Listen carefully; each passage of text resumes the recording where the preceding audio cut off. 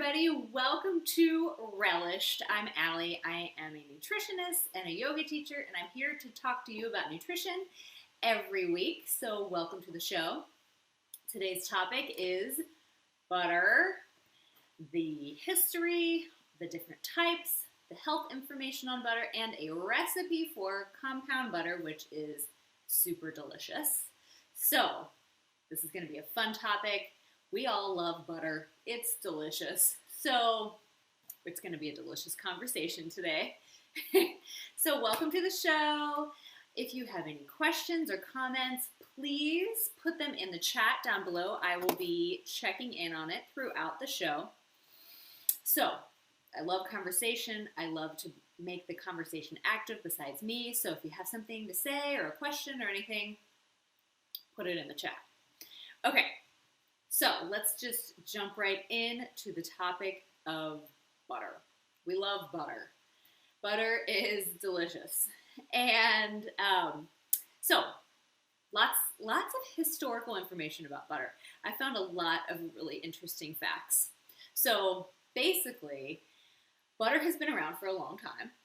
The first knowledge of it written down as a recipe or instructions on how to make it were found on a limestone tablet 4,500 years ago. So, or a 45-year-old tablet, so long time ago.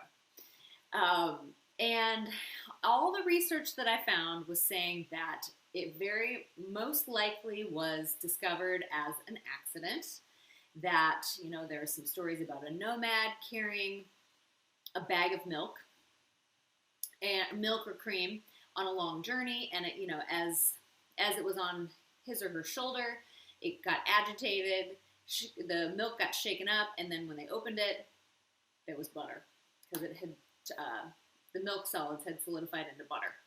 So that, I can totally see how that would happen. I thought that was really interesting. And so lots of different cultures in history have made butter. Very likely the first butter of the world was not cow butter, or butter made from cow milk. It was most likely from yak, goats, and sheep.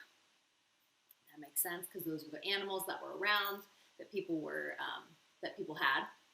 And let's see. So also in history, you know, people would, once that was kind of discovered, they would hang a milk pouch in a tree and then agitate the pouch to therefore make butter.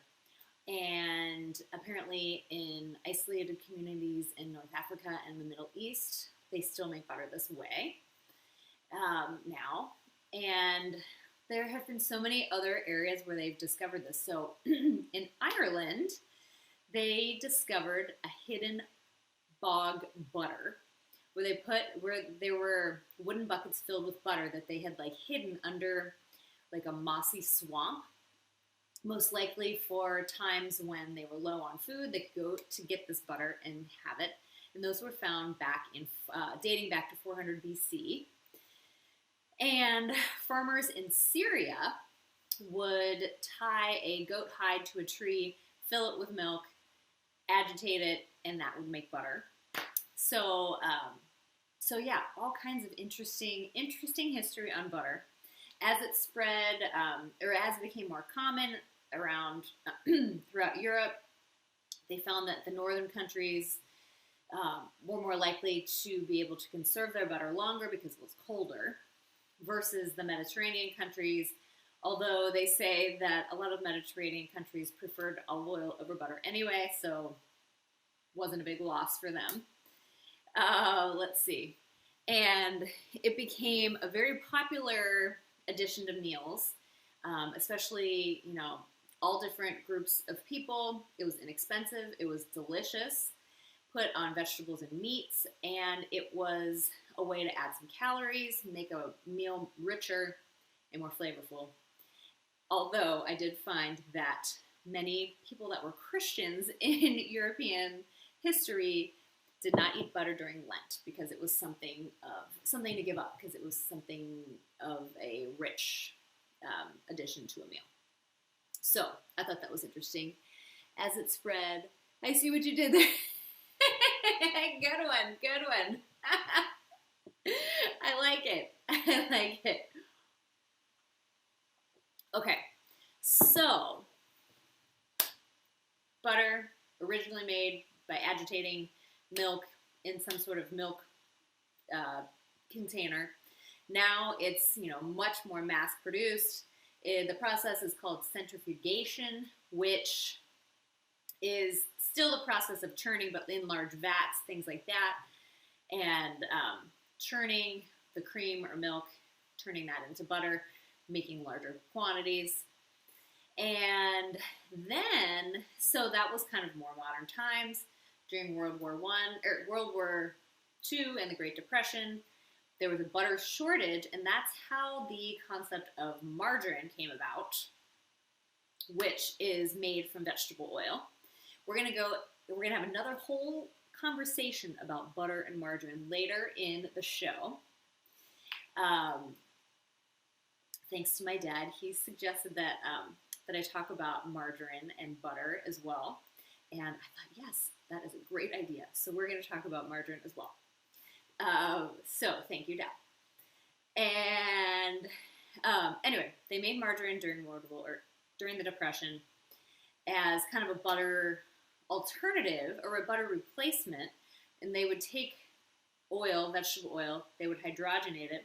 If you've watched my episode on fats, I talk about this in more detail. But the hydrogenation process is they're adding hydrogens to oils to make them more solid at room temperature, to make them more saturated, and kind of mimicking the idea of butter more. And then they would add some sort of coloring, food coloring. So margarine looks like butter, doesn't really taste like it completely, but it was a replacement. And then in the 80s and 90s, the whole low-fat diet craze came about, and butter was kind of taken off the table, if you will.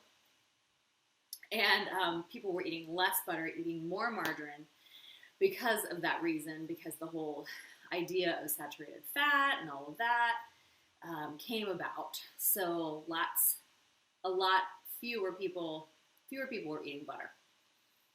But now butter has gotten a comeback. It's back on the table. It's way more exciting now. And fewer people are eating margarine now because we have found that, which we'll get into, is maybe not the best to be eating margarine. So butter is back. Super excited about that because butter is delicious. So let's go into what is butter. Butter is, so I have my trusty little box here.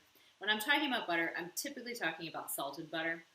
And for example, this butter is made, the ingredients are pasteurized cream and salt. That's it. 2 ingredients, pretty pure.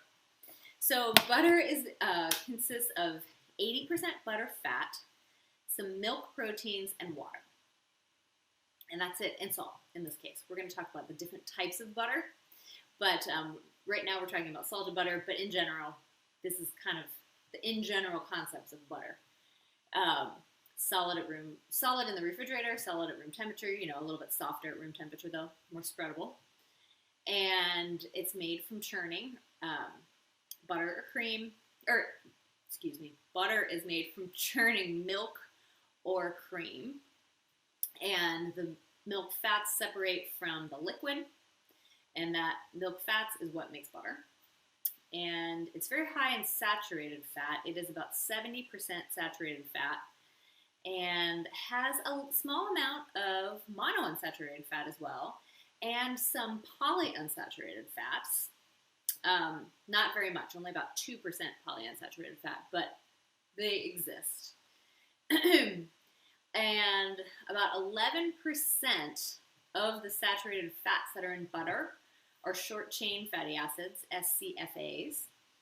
And the most common one of those fatty acids is butyric acid, which some people are interested in because that has been found to help fight inflammation and may help our digestive health as well.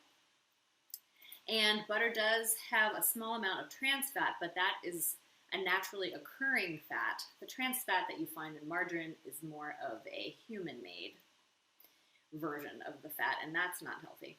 But the ones that occur naturally in dairy products and meats aren't as bad.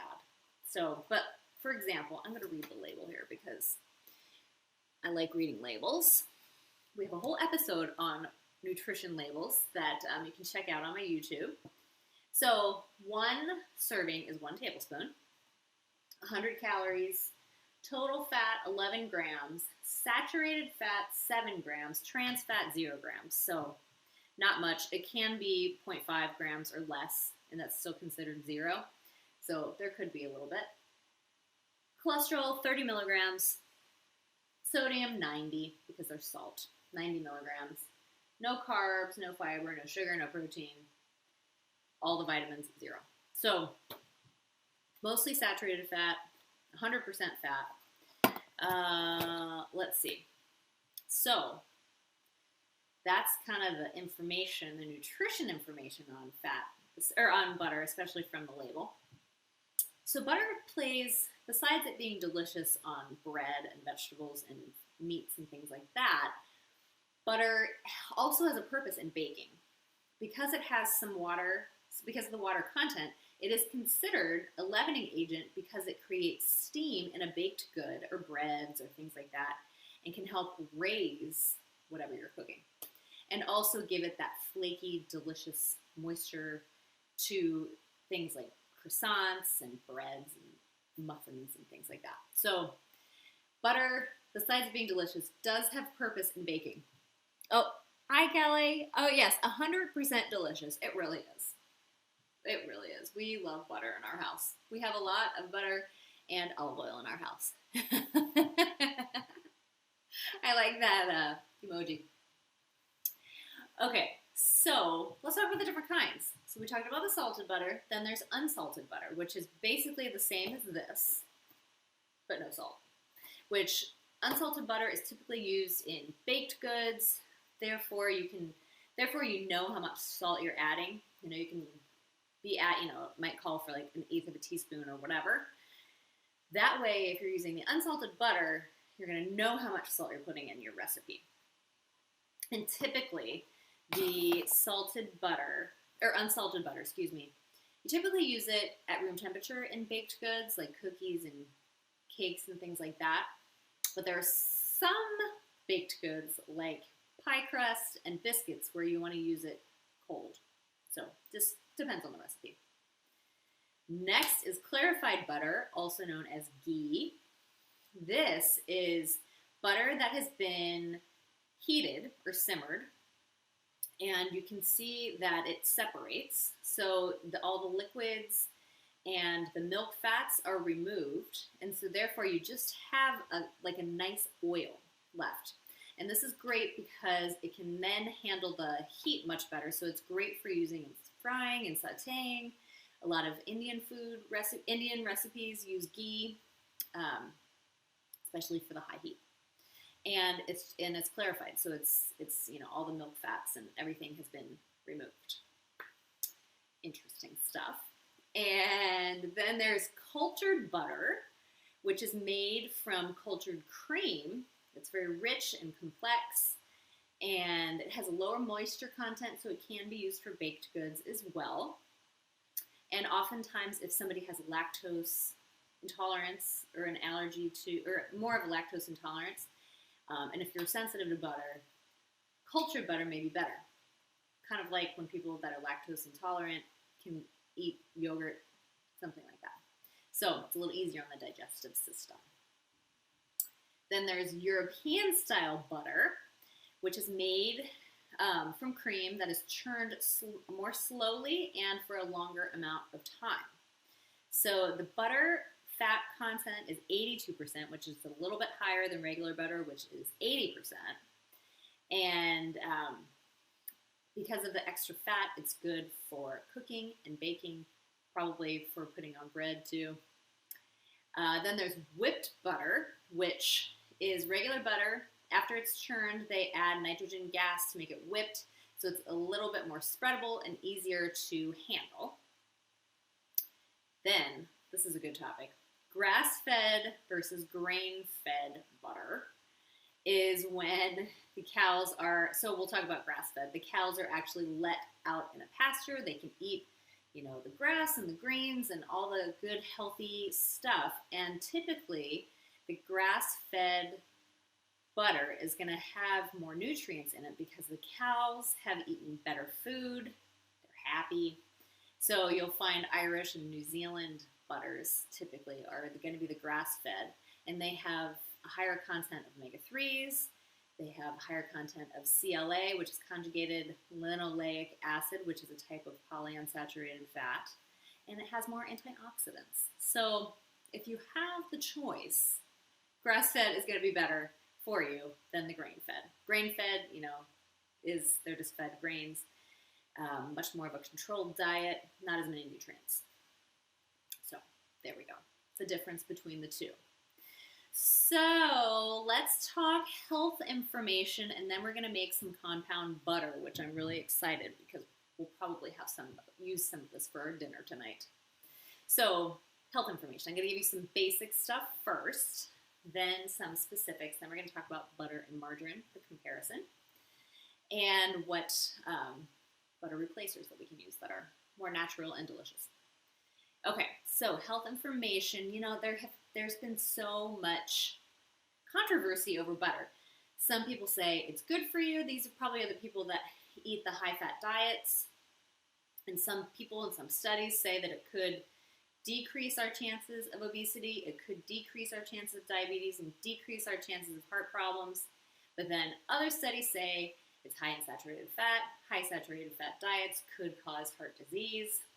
So there's a lot of controversy. But I'm going to talk about the good things, and I'm going to talk about the drawbacks. You can draw your own conclusions. So the benefits of butter. It is rich in vitamins. So it's high in vitamin A. It's high in vitamin D. It's high in vitamin E. It has calcium. It has vitamin B12. And it has vitamin K2. So those are all good things. Those are all good things. Vitamin A has antioxidants. It has the beta-carotene, good for our eye health. Vitamin D is good for our bones because it helps us absorb calcium better. Vitamin E is great for our skin. I'm going to go into a little bit more detail about these in a little bit. Calcium, it has calcium, which is also good for our bone health, bone strength. Vitamin B12, which is sometimes hard to get, especially if you're vegetarian, because it's pretty much only found in animal sources, like eggs, meat, dairy products, and fermented foods. But vitamin B12 is important because it can help prevent a certain type of anemia, and it's also good for our body's nerves and cells to make DNA. So B12 is good for us. And then vitamin K2 is a form of vitamin K, and it may protect against heart disease and osteoporosis. So these are good vitamins that butter contains. Some more health benefits of butter is that going along the ideas of a high-fat diet, or a low-carb diet, I guess. Low-carb diet, such as keto or paleo, say that it could help people lose weight quicker versus a low-fat diet. And the butyrate, which is the form of the butyric acid, which we talked about before, has been shown to reduce inflammation, especially in the digestive system, there have been some studies on if that helps people with Crohn's disease. So that's interesting. Or it could just help digestion in general. It can help our eyes because of the beta-carotene, may slow the rate of vision loss or age-related macular degeneration. It can also strengthen our bones because it contains vitamin D, which is needed for bone growth and bone development. And also because it has the calcium, the vitamin D helps the absorption of our calcium, which is essential for the strength of our bones. And it may improve our skin health, which, because of the vitamin E, that helps us. Our skin is always exposed, to the UV rays in the sun. So the vitamin E could help with our skin and reduce skin inflammation and help with wound healing. So those are all good things for our skin. The potential drawbacks of butter are that it is high in saturated fat, so you don't want to eat a ton of butter because a high saturated fat diet could lead to heart disease and could increase LDL cholesterol, which is the bad cholesterol. And so some studies say that and some don't. But let's see. So 1 tablespoon has 30 milligrams of cholesterol. They say, to consume between 200 and 300 milligrams of cholesterol per day, or that we can. So if you have, less than a tablespoon a day, or not a day, but when you're eating it, it's not contributing that much cholesterol. So there we go. And people that have issues with dairy, allergies, or intolerances, butter could be an issue because it is made from a dairy product. So like we said before, you might want to try cultured butter or the clarified butter, because the clarified butter is more pure because it's more of the oils, and the cultured butter is made from fermented cream, which could be better. Let's talk about butter versus margarine. So, like we said before, all those studies done in the 70s and the 80s about heart disease and saturated fat, butter was given the X. So lots of people stopped eating butter. And so they started, eating margarine, but margarines are made from hydrogenated oils, also known as trans fats, the processed version of trans fat. And a lot of margarines have so many ingredients in them. I am of the belief that the fewer the ingredients, the better. So butter has 2 ingredients. Margarine could have a whole list of ingredients. But some people, margarines have evolved. Some may be better. There are some that have the plant sterols, the phytosterols, to help lower cholesterol. Some have more polyunsaturated fats added to them. So, I don't know. It's up to you. But those are the facts. Butter has fewer ingredients. Margarine has a lot of ingredients. But margarine is plant-based. Butter is animal-based. So, there you go. Depends on what you're looking for in your life, in your diet. Okay, so substitutions. So let's say, you want to cut back on the amount of butter or just replace butter with other things. Lots of options.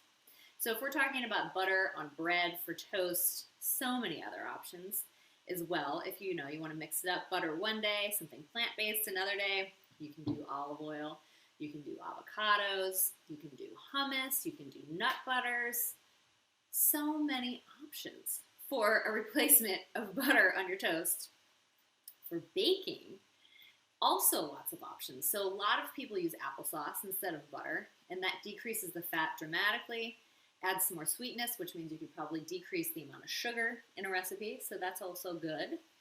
Avocados are really good for mostly chocolate-based recipes because of the green. You don't see the green. So I don't know if you've tried avocado brownies, but they're delicious. A lot of times they have black beans and avocados in them. And avocados add, the monounsaturated fats, which are good, some fiber, it's plant-based, so that's good. Mashed bananas are also a good replacement for butter. Lower in fat, of course, higher in sweetness, so you can decrease the sugar as well. Greek yogurt is a good option. You can get all the different levels of Greek yogurt, non-fat, low-fat, full-fat, and that adds a little bit more protein to a recipe, adds a little bit more tanginess. Nut butters are a good replacement for butter in recipes as well. Adds that earthy flavor. It's plant-based, delicious. And pumpkin puree is also a replacement for butter. I've had brownies made with pumpkin puree as well, and they are delicious. And it adds some more vitamins, it adds fiber, plant-based. So, there we go. Those are the options. Lots of options for replacements. Also, if you want to keep it in your diet as well, just know that there are other options. So let's make some clarified butter. The recipe, I've put it in the chat. It's called Herb Butter Compound Butter Recipe. And sometimes I like coconut oil on raisin toast. Yes, coconut oil. Thank you, Kelly. That's another good replacement that's plant-based as well. I've never had that on toast though, but that sounds good, especially if you put some cinnamon on it or something. Great idea. Okay, so compound butter is basically you're adding some flavor to butter. Then you roll it up. We're going to use parchment paper to roll it up. You put it in the freezer or the refrigerator, and then you can slice it and use it for things like today I'm just going to be adding garlic and green onions to ours. The recipe is from Kevin is Cooking, and it adds a couple of other herbs, but I'm just going to go simple. Garlic, green onions, butter. You put it in the parchment, you roll it up, put it in the fridge, slice it, and you can use it on things like tonight we're going to have a Spanish tortilla, like kind of like a quiche with some bread on the side. Put a little bit of the butter, the compound butter. Delicious. Okay, so super simple. We've got a half a cup of butter, which is a stick of butter. And we're going to put it in a bowl. Got our trusty bowl here. All right. And, okay, there we go. I've got a green onion. I'm going to slice that into small rounds. And you can put as many green onions. I think this recipe says a tablespoon of chives, which that's kind of similar to green onion. Okay. And I'm going to kind of go more toward the green part as well. We don't want to have too much, but it also calls for parsley, but we're not putting that. Okay. So we've got butter in the bowl. I'm going to turn it on its side. You kind of smash it down. So this is room temperature butter. I took it out at lunchtime today so that it would be nice and softened. Then we're going to add the green onions. Okay, so I did basically one green onion. I'm going to do, the recipe calls for 2 cloves of garlic, but this is a pretty large piece of garlic, so I'm just going to do 1. So I'm going to slice it into little pieces, minced, if you will. Minced garlic. But it's fun because you can do all kinds of different herbs. You can just do like garlic and pepper, all kinds of different combinations. This recipe calls for thyme, chives, garlic, parsley, and salt. This is salted butter, so I'm not gonna put more salt. Okay. Okay, so we've got garlic, we've got green onions, we've got butter. Super simple. And you just kind of stir it together so that everything's distributed fairly evenly. All right. And here we go. It's very pretty. And, okay. There we go. Almost looks like cream cheese or something. Okay. Then I'm going to put it down the center of a piece of parchment paper. The recipe calls for wax paper, but we have parchment. I think it'll still do the job. Okay, I'm going to put it in the center there. Can you see that? Yes. Okay. Put it in the center of the parchment paper. I'm going to use this little spatula type spoon. And, oops, there's a little bit more on the spoon here. Okay, and then I'm going to kind of form it back into that shape it was originally, but I'm going to make it more into like a log. Okay. So it doesn't have to be perfect because you can use the rolling process of the parchment. Okay, kind of like making sushi rolls. I haven't made very many in my life, but okay. So we're just roll the paper over. And it doesn't have to be perfect because, you know, you're basically just going to be putting it in a recipe anyway. So it doesn't have to be perfect, but it's like a little present. Isn't that fun? So I've made it back kind of into the original shape, but more rounded. Then I'm really going to make it feel like a present. Twist the ends. Then you can put it, depending on how much time. I want to use it tonight, so I'm going to put it in the freezer. But you can put it in the refrigerator as well. But if you put it in the freezer, then you can take it out and slice it and then put that back in the freezer and then always have these little discs to use. Or the fridge. So, follow me on Instagram and I will make pictures, or I'll take some pictures of how this is going to look after it's been in the freezer. I'm going to slice it into the discs and use it on our bread tonight. It's going to be delicious. So thank you all for coming to the show today, talking about butter. We all love butter. And thanks for the questions, for the comments. And hope you have a great rest of your day. Great that we have a little bit extra time at night now with the extra hour. So there we go. Kelly, do you know if the white garlicky sauce served with a lot of Mediterranean foods is based in butter? Always wanted to keep that in the fridge.